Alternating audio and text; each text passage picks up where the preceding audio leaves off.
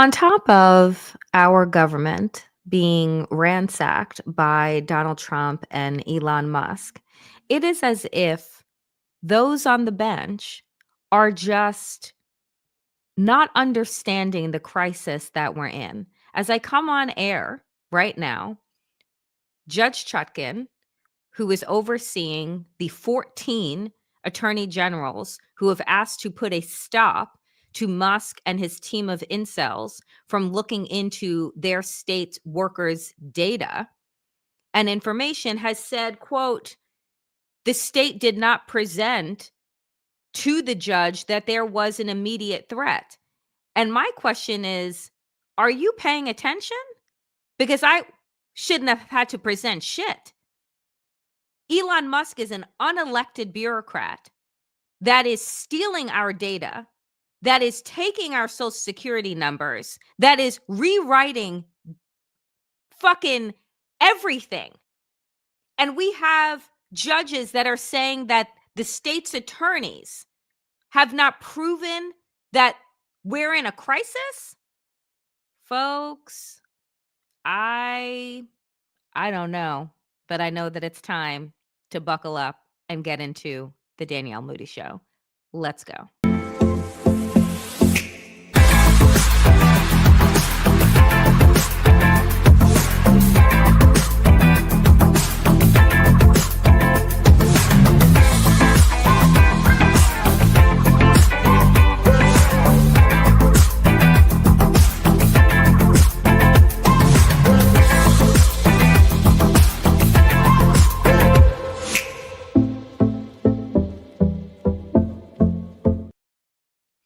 You know, sometimes I feel that our fate is already sealed. Sometimes I feel like it doesn't really matter what disaster is coming next, what breaking news alert we're going to get, because frankly, a majority of Americans have already decided that what Donald Trump is doing is fine. And I don't want to say a majority, but damn near half are like, oh no, we're good. And so Susan is asking me right now, one of our wonderful moderators, Danielle, help me make sense of Judge Chutkan's decision. Well, I can't make sense of fuckery. I do my best to try and make sense of that. And I will pull it up because it literally just came up on my phone. Judge denies state's request to block Musk from data and workforce cuts. Musk order denied. A federal judge in Washington declined to grant a request by 14 state attorneys general to temporarily bar Elon Musk and his associates from accessing data at 7 federal agencies and moving forward with their efforts to slash the federal workforce. The judge said the states had not shown specific examples of how the work of Mr. Musk's so-called Department of Government Efficiency could cause the state's irreparable harm. Bitch, are you paying attention?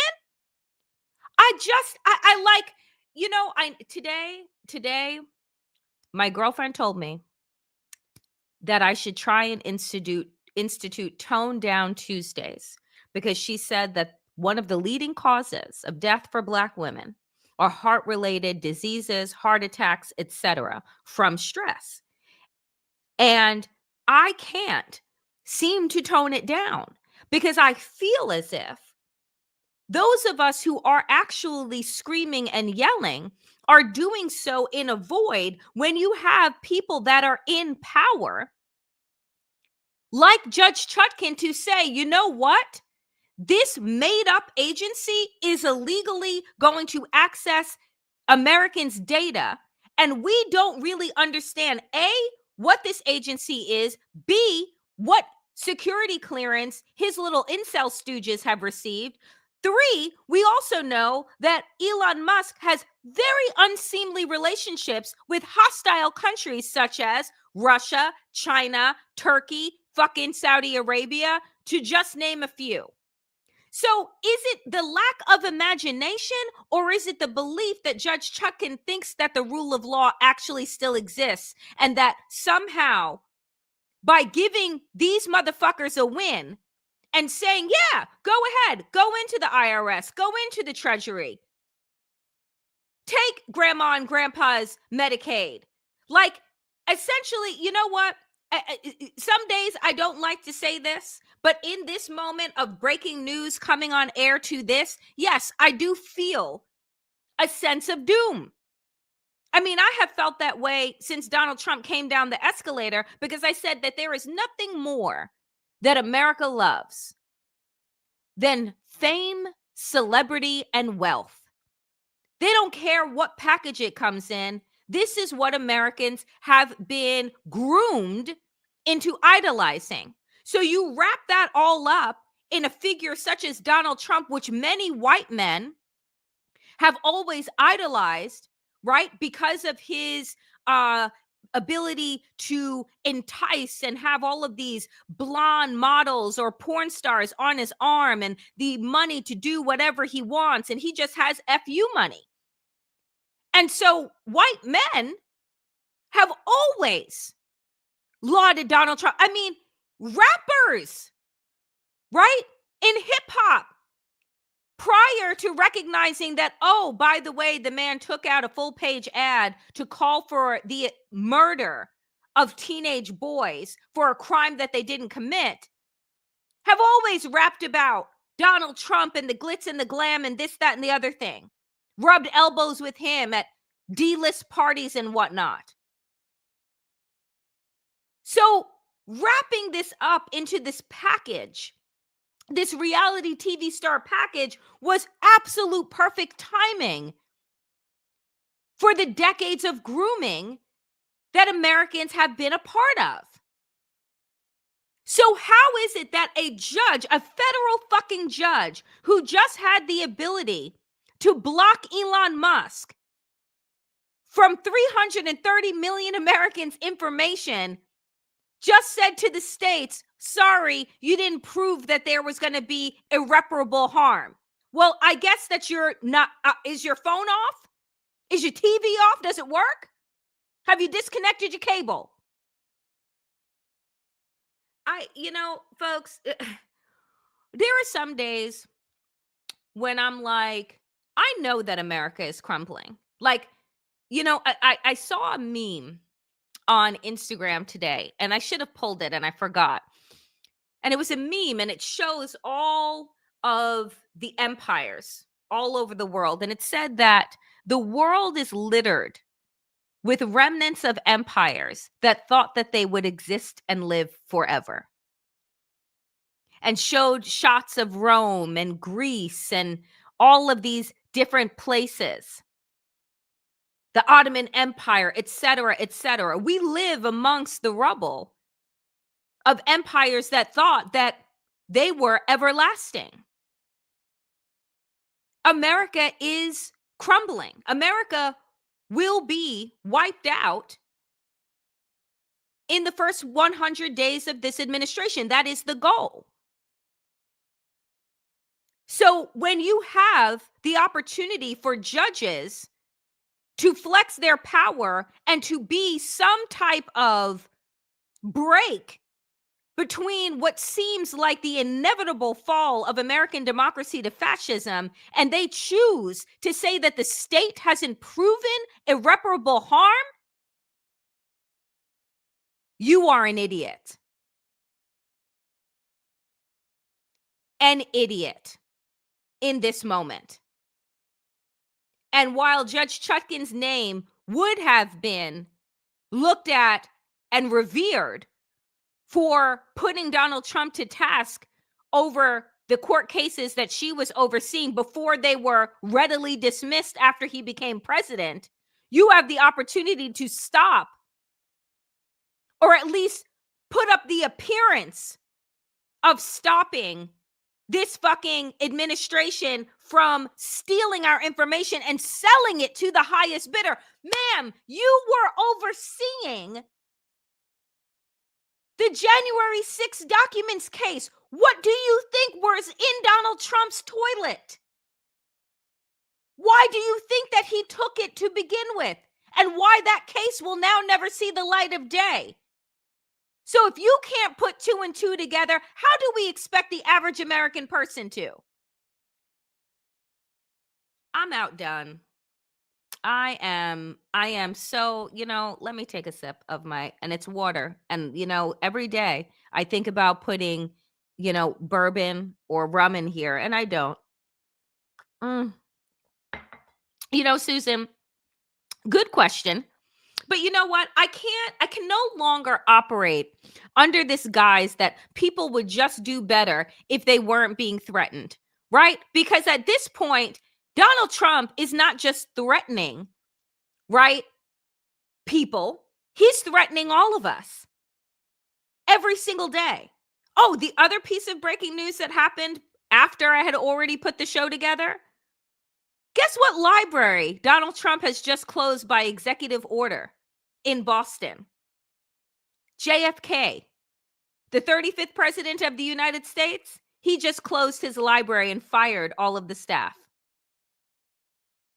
This is not just a ransacking of democracy. It is to make sure that there are no remnants, no education. On Friday, he also gave notice to all public schools and American universities that receive federal funding, which is, most of them, if not all, that if they don't end their DEI programs in 2 weeks, then he will freeze funding. This is an all-out assault on our education, on our mental health, on civil servants, on our democracy, on any semblance of rights whatsoever. I will say it again. Hitler was able to do this in 53 days. We are at what, day 28?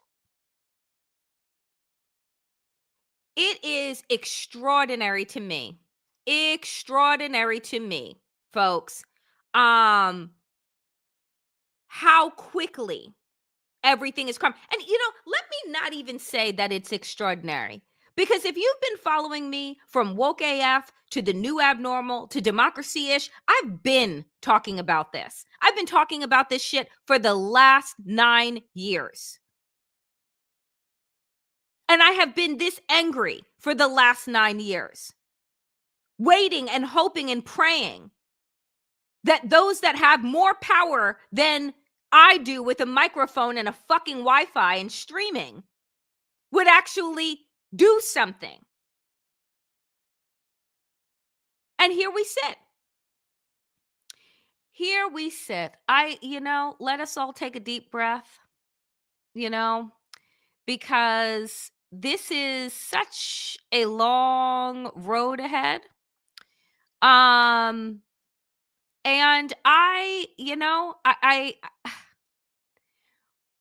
we're all not going to make it through, and I think that's one of the truths that we need to understand, is that we have to really bear down in this moment of darkness, root down, right? When I say root down, it's the way that trees grow, spreading their roots, and that you may not, right, if not rooted, be able to sustain the winds of the hurricane force that is Trump and Musk. And what I mean by rooting down is I mean by rooting down in your self-worth, in family, in building community with like-minded people, and understanding that we are not alone in this moment of fear, frustration, and rage.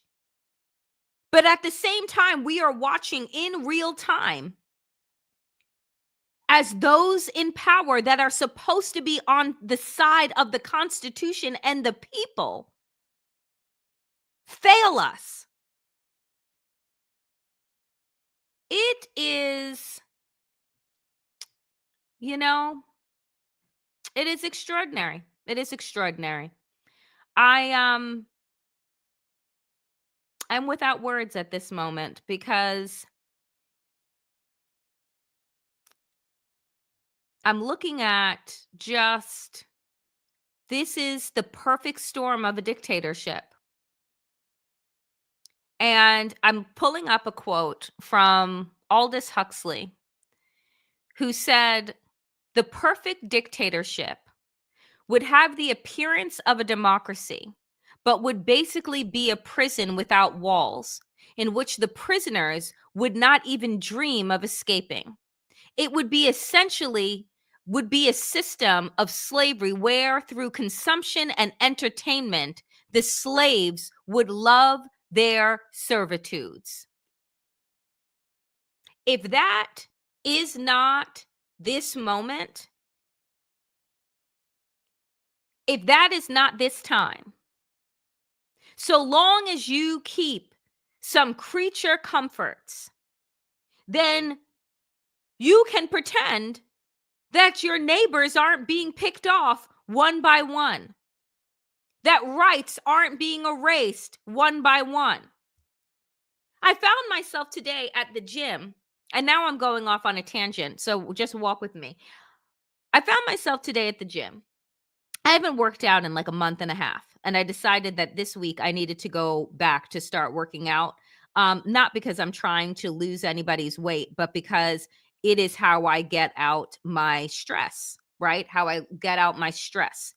And I encourage people, like, my preferred form is going on walks and long power walks, but it's fucking 4 degrees in New York right now. So I went to the gym. And I'm there, I'm listening to the music and I'm working out, and all I'm thinking about as I'm looking around is like, how long am I going to be able to do this?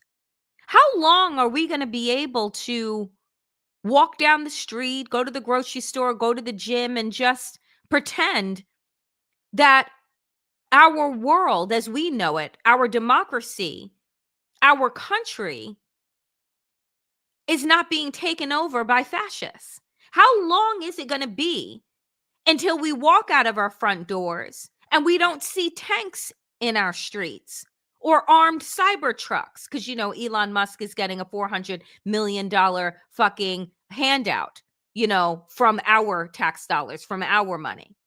But how long is it, right? Until, as folks said, welcome to Gilead, until that is our reality. I will tell you that 10 years ago, I went to Israel and Palestine for the very first time. I tell this story. I went on a journalist retreat. And I am somebody that covers domestic politics, right? Like, that is my mainstay. But this was an invitation to understand social justice from a different lens.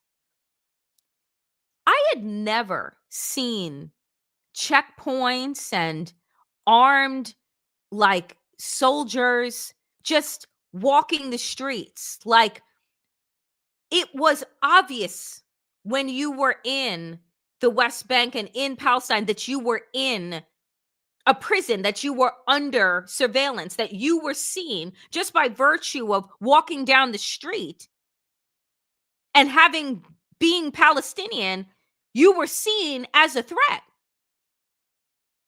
And so it's not a far leap to look at this moment and understand who Donald Trump has already referred to as vermin and the enemy within, and think that we're going to be able to just doop, head to the gym and head to restaurants and just go about normal life while this country falls apart and militarization and dictatorship rises. I told you all yesterday, for those of you who joined the show yesterday, I said, I had a terrible nightmare on Sunday night. Woke up screaming, thinking about Elon Musk being able to kick in my front door and just being disappeared. These are real life scenarios that have already been lived out. in places like Israel and Palestine, in places like Mexico, in places, right, like Haiti, in Turkey, in Iran, in Iraq, in Saudi Arabia. These are things that happen. In Afghanistan now, women aren't even allowed to pray out loud because they're not allowed to have another woman hear their voice, and they are completely and totally covered. Windows are now bricked up where women live because they are not allowed to exist except to be vessels for the production of men. That is real life for them. That is not Gilead. That is everyday Afghanistan. And all of this happens by rule of law. All of this happens by policies that are enacted with absolutely no pushback, because if you do push back, you will be killed. Right now, we still, in this moment, have the ability to push back. We have the ability to withhold our money. We have the ability, and I will talk about it later. Thousands of people taking to the streets from everywhere, from Alaska to California to New York to Boston to Florida, protesting on President's Day. Because while we have the ability, dear friends, to continue to speak out, which is a privilege, we think we have been taught that it is a right. But it is only a right so much as it is enforced. So much as the Constitution is enforced and believed. This motherfucker is shutting down libraries, firing nuclear workers, firing civil servants, and saying that these people that have dedicated their life to upholding the Constitution and swearing an oath to protect the American people are the enemy. And somehow he is the fucking Antichrist savior? Folks,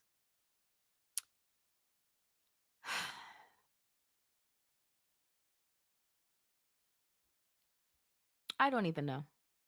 Honestly, I don't even know. You know, I wanted to talk about this today, so let me go back to where I wanted to begin today, which was with the fact that a third of Project 2025 has already been implemented, right? And this comes from Heat Map, which interviewed Adrienne Cobb. Adrienne Cobb is not a public person. She's just a person that tracked the Mueller report, that tracked Donald Trump's firing. She created a website called 45 Chaos. There is now a website called 47 Chaos that is tracking, literally, all of what is happening. And so she has done the same with Project 2025 and is tracking the implementation of Project 2025. Now, don't ask me why I don't know, elected officials haven't done that, right? Haven't been tracking, haven't laid it out. But Adrienne Cobb absolutely has. Looking at the tracker, the low-hanging fruit becomes obvious. Almost 92% of Project 2025's USAID's related objectives have been accomplished. Folks, let me remind you, it is day 28. Cobb's research shows while objectives at the Department of Energy, the Environmental Protection Agency, and the Department of the Interior are closer to 40% complete. Still, that can mean different things for different departments. For example, there are 19 Department of Energy objectives overall, 7 of which are already finished. Many of the remaining incomplete objectives involve eliminating offices such as the Department of Education's loan program or clean energy demonstrations, while others are broad and will take time, such as expanding natural gas infrastructure. I want to talk to you about natural gas for a moment because something else came to my attention. And I'm just here, folks, connecting the dots, right? Take what you will. You know what else has happened over all of these firings? A considerable amount of firings of the National Park Service, rangers, right? Service personnel at our national parks. Why do you think that is?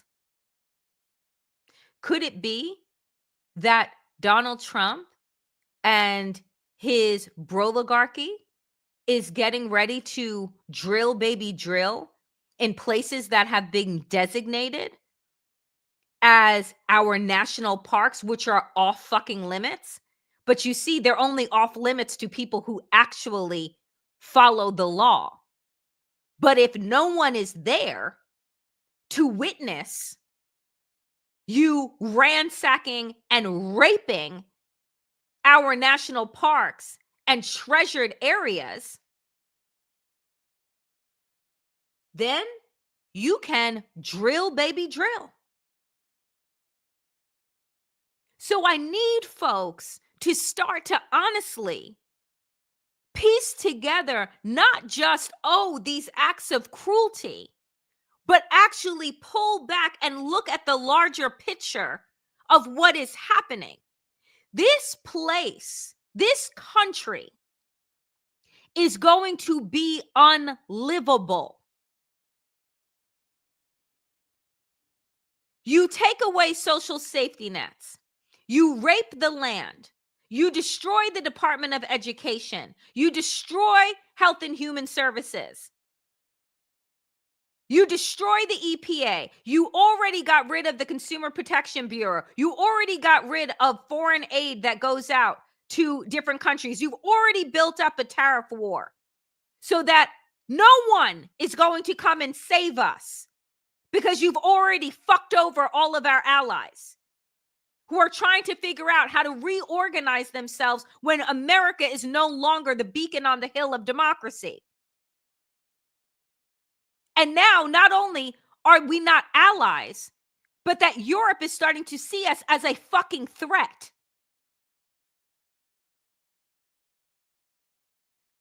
So, folks, this is a moment. And then I started to think about, walk with me here. You see all these planes falling out of the sky? Like, what did Waj say earlier today if you were watching the Nerd Avengers that I was on at noon with Waj and Mary? I think Waj said that since Donald Trump has been elected, not since the election, since inauguration, excuse me, that 8 plane crashes have happened. 8 plane crashes. You fuck up the FAA. Oh, now, by the way, Elon Musk's SpaceX, because they're so successful at not blowing shit up, are going to be taking over the FAA as they continue to cut really important air traffic controller jobs, which were already, right, at an all-time low. You won't be able to escape. Right? You won't be able to escape. How are you going to go? You going to take a boat? So, folks, I say all of this today because this place is going under faster than the fucking Titanic. We've been hit the glacier. Okay? We hit that glacier on November 5th. And we are just nosediving down to the depths. And what I realize is, unlike World War II, which, by the way, allowed for 6 million Jewish people to be slaughtered before the world actually intervened, no one's coming to save us. There will be no one coming to liberate us. Americans are going to have to decide, those of us with fucking sense, to liberate ourselves. So one of the other things that Adrian said And folks, you can check out, and I'm going to drop it in the chat as I did yesterday so that you have it, and I will put it up. Here is the site that you should all check out: www.project2025.observer. I encourage everyone to click on the link that I dropped in the chat to look at this site because it is wild. When asked by Heat Map, Adrian Cobb, who put this together, and said, after going through Project 2025 so methodically, was there anything that struck you as not getting enough attention? Her response: many parts on civil rights didn't get much attention, especially in education. The media mainly focused on the top line, like, quote, abolish the Department of Education. But there wasn't a lot of coverage of Project 2025 wanting to pull back the coverage of protections for disabled students. That was a common theme throughout, rolling back protections for people in a less advantaged position. Do you remember Donald Trump's mocking of the disabled reporter? Do you remember Donald Trump's mocking, right, and disgust with disabled vets? You have to be a special type of fucking demon. A special type of fucking demon to go after children with special needs and cut their funding and access to health care and their ability to attend school, right? To live. Like, you have to be a special type of motherfucker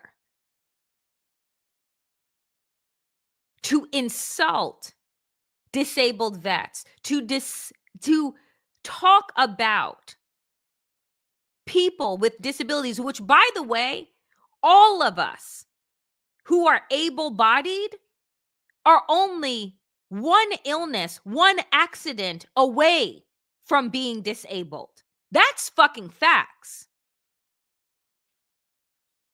So the idea that you would make that one of the pinnacles of this heinous report that is now a third of the way of being operationalized, and no one has called attention to that, doesn't make sense to me. Doesn't make sense to me. And then she went on to say, have you noticed any patterns and objectives that have been fulfilled so far? They're going after what they see as the easiest targets first. What do we always say? First they come for. First they come for. Like LGBTQ rights and the DEI, diversity, equity, and inclusion initiatives, which are very easy to implement through executive action and about which they don't think people will complain or speak up about. You always go after who you've made a common enemy of, right? Which is trans folks,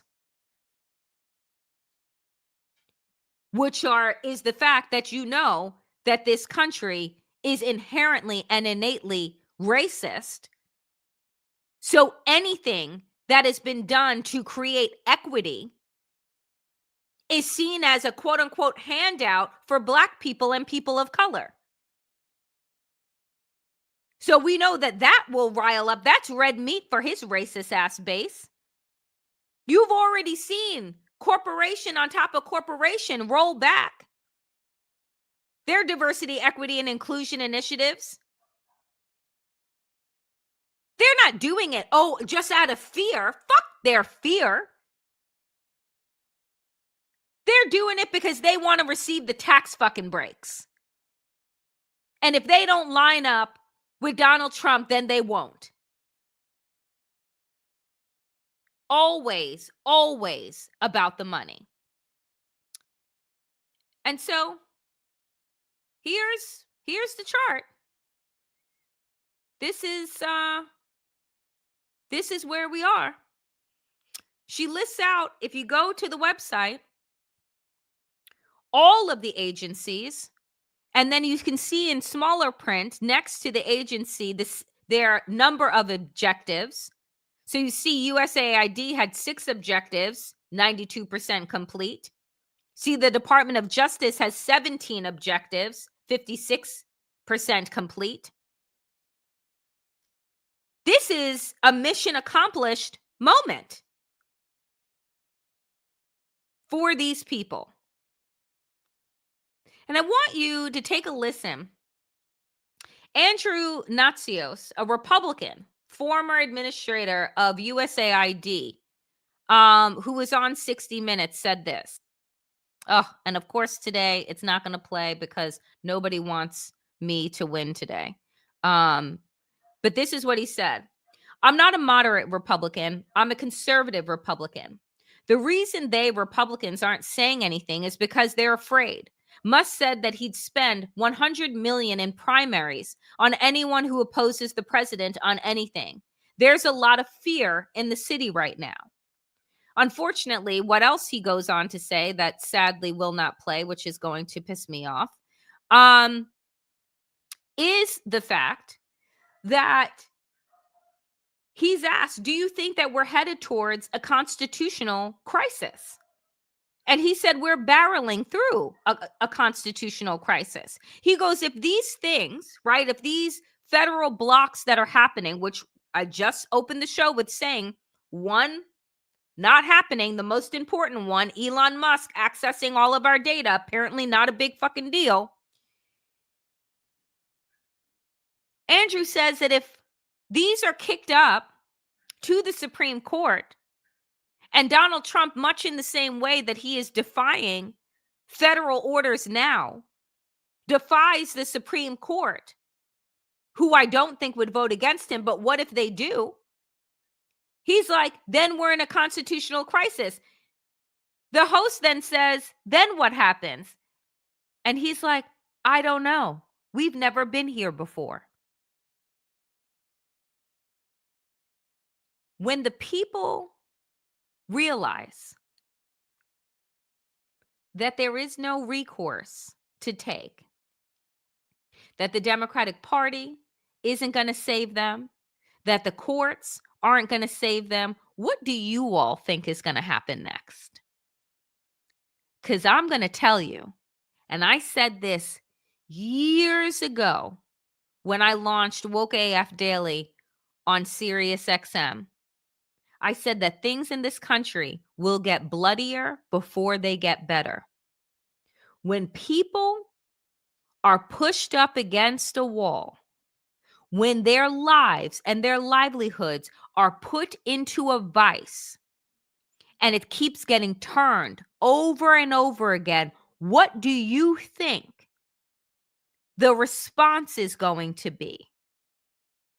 And there are folks that'll say, well, then that's Donald Trump and martial law. And we talked yesterday about Tiananmen Square and Zez Vaz and his illustration of the Cybertruck man. We know where this heads. We are heading, barreling towards revolution. And for anybody that tells me in this day and age that I'm being hyperbolic, really does have their head in the fucking sand. And when I say to people that everyone is not going to make it through to the other side, but our job is to leave something behind in the rubble, is to stand strong so that the generations that come behind us and are figuring out a way to piece, to not even to rebuild, but build anew, that they will have something to build off of. Stefan Blackwell, incredible yogi, scholar, wellness, he said, you need to leave something behind in the rubble. That is our goal here, because the shit is crumbling and we know it. We feel it. We see it. We are being called right now to stand up, to move outside of our comfort,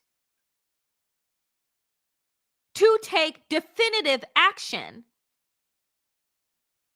against the assault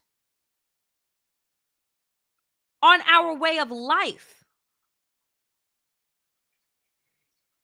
In the Atlantic, there's a piece up right now that says the opposition is already growing. Trump is getting substantial pushback from both the courts and from other pockets of civic life.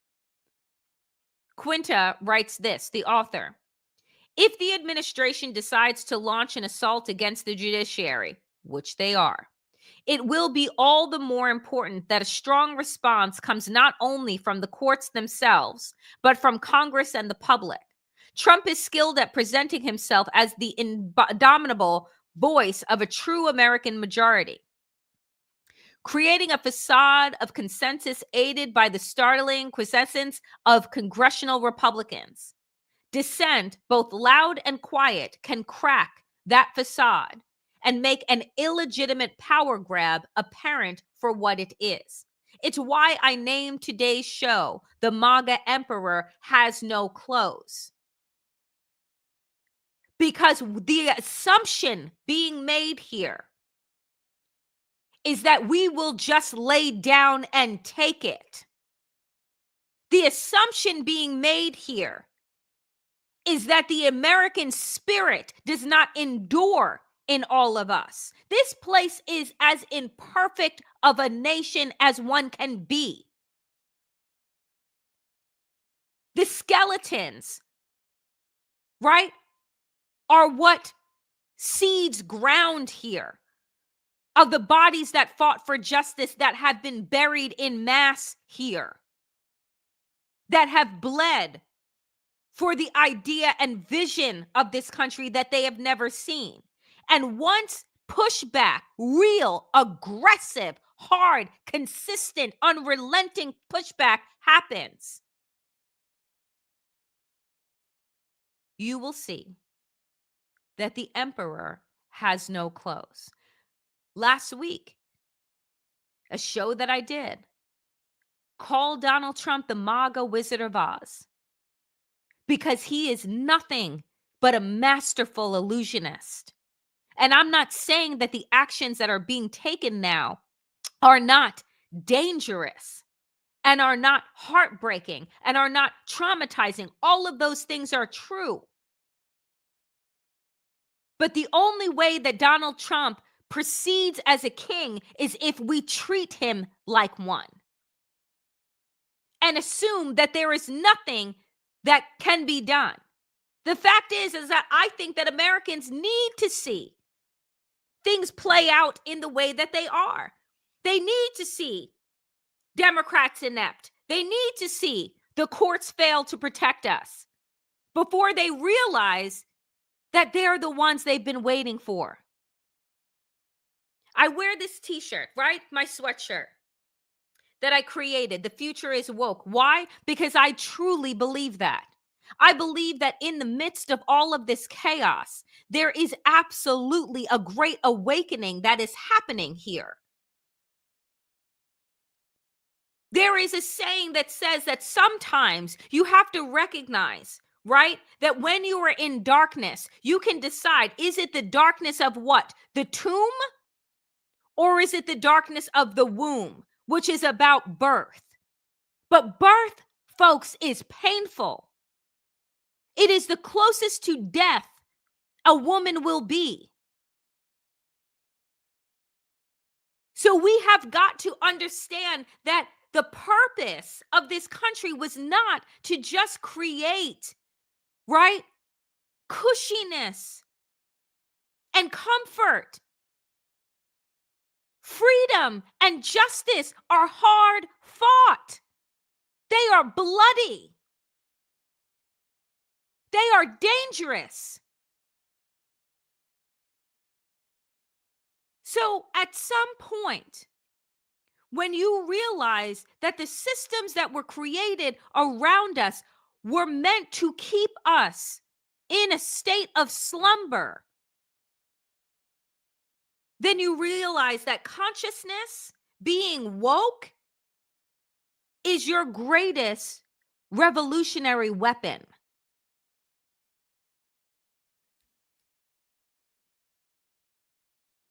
And this is what people are seeing. Yesterday, as I called it, whatever fucking day it was, because it certainly wasn't President's Day, because we ain't got one, thousands gathered to protest Donald Trump and Elon Musk all over the country. We, the people, serve no king. People gathered in places as remote as Alaska, in New York, in Boston, in Florida, in Washington, D.C. We have got to understand that, as Kendrick Lamar said on the Super Bowl, the revolution will be televised. And we have to recognize, folks, that it is going to be up to us to ensure our survival. Because everybody else, they're telling us action by action that we are on our own. All right, folks, it is now time for Town Hall Tuesday. So please do, in the comments section, capitalize question, write it out. I will do my best over the next 15 minutes to get to your questions. You can ask me anything. I do my best to try and answer them the best way that I can. So let's get into Town Hall Tuesday.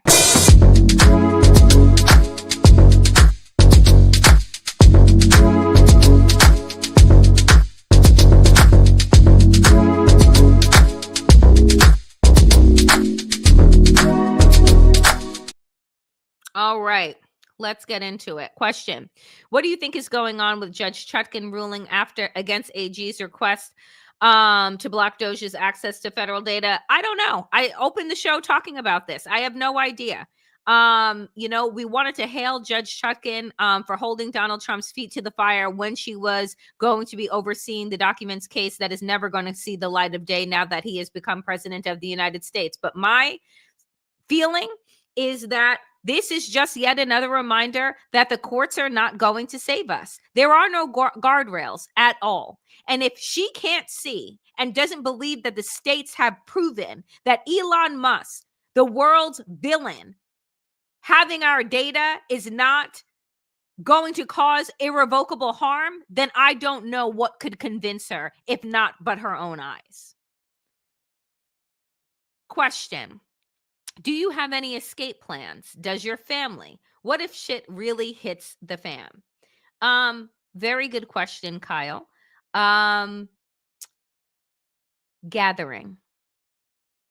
Gathering those plans, as I believe that everyone should. And I know that everyone will not have the privilege, the ability, the resources to be able to escape. But the writing is clearly on the wall. Right? The writing is clearly on the wall when you have this motherfucker about to throw people in Guantanamo, right? He has Eric Adams in New York getting ready to open up Rikers Island. He's going after and going to make an example of high-profile politicians and activists to temper down dissent against him. So do I believe that people need to have an escape plan? 1,000 fucking %. What does that look like? Check your passports. Are they up to date? What does that look like? Do you have a go bag in your home? Right? Are you gathering cash and resources in the event that you have to run quickly? These are things that I am talking to my family about. That folks initially were like, oh, Danielle, it's not going to be that bad. And now all of a sudden are like, okay, I see what you're saying here. So I believe that, yes, need to take action. Everyone needs to figure out what, if that escape does not look like leaving, then what does staying and trying to keep yourself and your loved ones safe actually look like? There needs to be a plan. And everyone should be thinking and activating on that now. Great question. Um Oh, comment. I'm always so thankful for you, Danielle. Lord, where would I be without people like you and the chatters? You're also so stylish and thank you very much, Rebecca. I appreciate you. Looking for questions. Let's see. While I'm looking for oh, great. Can the ever-growing boycott of anything American in Canada, UK, and Europe help to crash the US economy? So, again, today, as I'm looking to put the show together, I'm seeing more calls, right? For European countries, Canada, UK, to link arms and to tariff the fuck out of the United States. Do I think that will crash our? I think it absolutely fucking could. I don't think that Donald Trump, in his love of the word tariffs, actually understands how the economy works, right? And he's like, oh, we'll just tariff them back. Okay. And guess what? They can probably subsist without us. It'll be tough, right? But I believe that they'll figure it out. America has stopped producing a lot of shit a long time ago. I mean, for fuck's sake, I saw the other day that we may be flying in eggs from fucking Turkey because we can't get the bird flu under control here. So we literally rely on the world to feed us, to clothe us, to provide us with our electronics.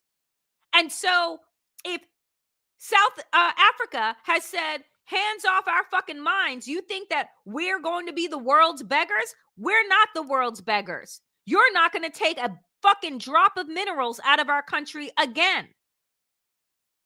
I personally believe that tanking the US economy may be the way, one of the many ways, that we actually get rid of Donald Trump.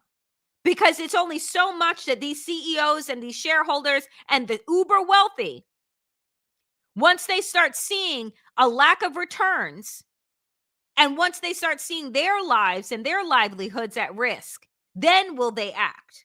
So I'm like, go for it.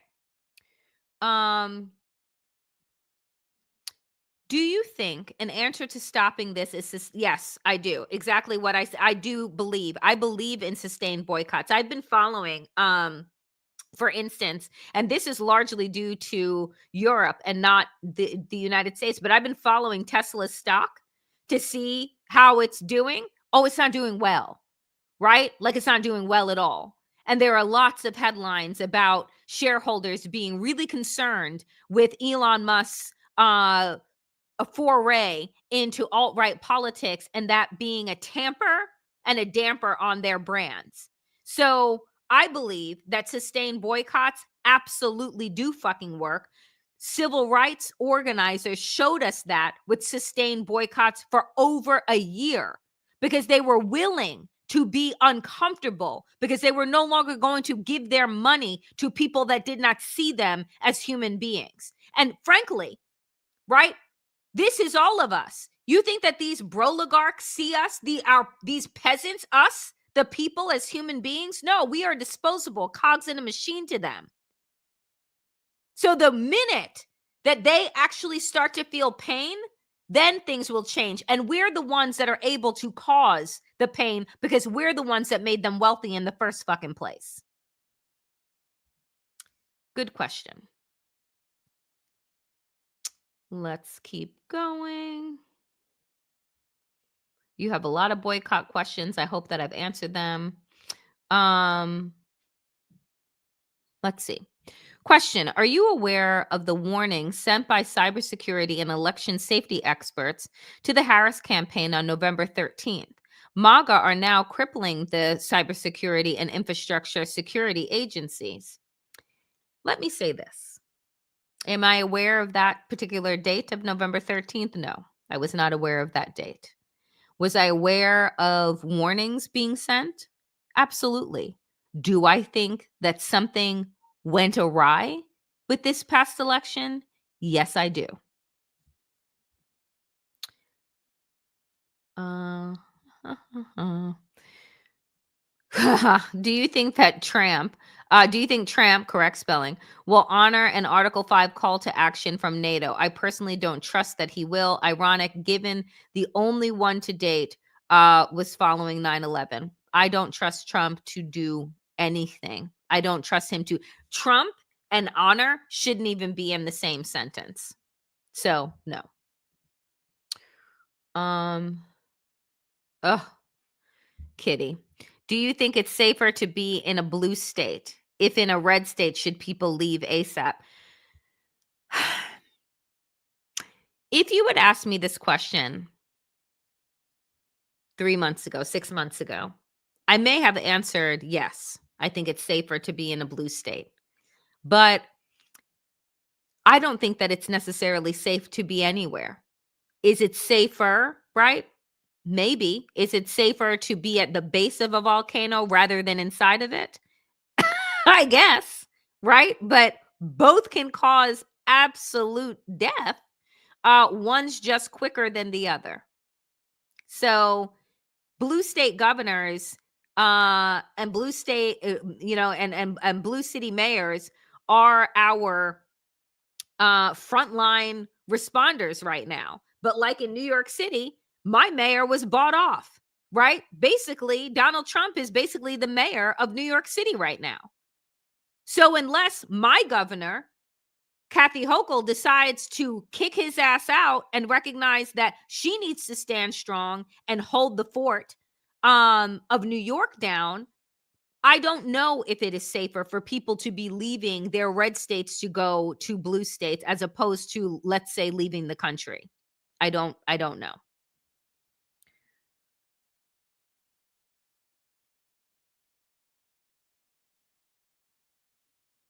Mm. Question. 70-year-old widow on Social Security. Afraid Social Security will be cut off. Can't afford overseas without Social Security. Any ideas? Clippy lady. First off, I can't, the amount of pain and trauma that is unfolding right now is really hard to muster. I know that there are places, and I don't know what you did or, for a living. There are places that have digital nomad status if you, let's say, were a writer or are a writer, and can make money that way. Do you have anything in a 401k or a SEP IRA or anything to that nature? Because they do account for that holding as a way to be able to go and live abroad. So this is something I will dig into, because I do not have the answer off the top of my head, but I do appreciate you asking. Uh, do you think Trump will pardon Derek Chauvin in order to expedite civil unrest? I think that Trump would pardon the fucking devil if he could. So I think everything's on the table. Why not? But I also believe that Derek Chauvin, but somebody tell me if I'm right, I don't think that he's just in jail on federal charges. I think that he's also in jail on state charges. So if he was pardoned for, let's say, federal hate crime, I don't think that he would get out, because I also think that he was convicted on state charges as well, but I could be wrong. One last question before we wrap up for today. I am looking. I see a lot of people talking about a general strike. I have been saying that. And there are strikes that are happening. February 28th, for instance. Thank you, Zoe. February 28th is Buy Nothing Day. There are rolling strikes that people are putting together. February 28th is one that they are saying buy nothing in person, buy nothing online, literally buy nothing. And that does not mean to stock up on the day before or the week of, because the whole point is to hurt these companies. So it is to literally buy nothing, not buy and stock up, just don't buy a fucking thing. But as I see other reports of different rolling boycotts, because there are other things which I think there's a day to not buy anything General Mills. There's a day not buy anything Target. Like, there are things that are happening. I will make you all aware of that. But February 28th is Buy Nothing Day. Zoe, thank you for putting that up. All right, dear friends, that is it for me today on the Danielle Moodie Show. I love our Town Hall Tuesdays. I love the questions. Y'all can keep them coming in. I do try and get to questions in the comments after the show. If you write up the questions, I appreciate you for putting them up, and I try and get to as many as I possibly can. I also, folks, I want to thank each and every single one of you that have given donations today. I appreciate it. Things are tight and they're going to get tighter. So the fact that you're willing to offer donations, as little as $1, as great as $50, I saw today. I cannot thank you enough. It goes a long way in allowing me to do the work that I do. So I thank you all so very much. As I continue to say at the end of each and every show, please do like, comment, and subscribe. Do share the show after it goes up on social media, on your platforms. If you have not subscribed to the channel, do subscribe. I'm trying to hit 15,000 before the end of the week. We're close, where we have 600, I think, to go. Maybe 500 at this point. I don't know. But do like, comment, and subscribe, and share the show on your social media platforms. I will be back tomorrow at 5 p.m. Eastern. So I will see you all there. And take care of yourselves. Take care of yourselves. Take care of each other. I thank you so much to the moderators, to Deb, to Susan. You all hold it down. I know that there have been more trolls, because the bigger the show grows, the more trolls there will be. So thank you so much for the work that you all are doing. As always, power to the people, and to all the people power.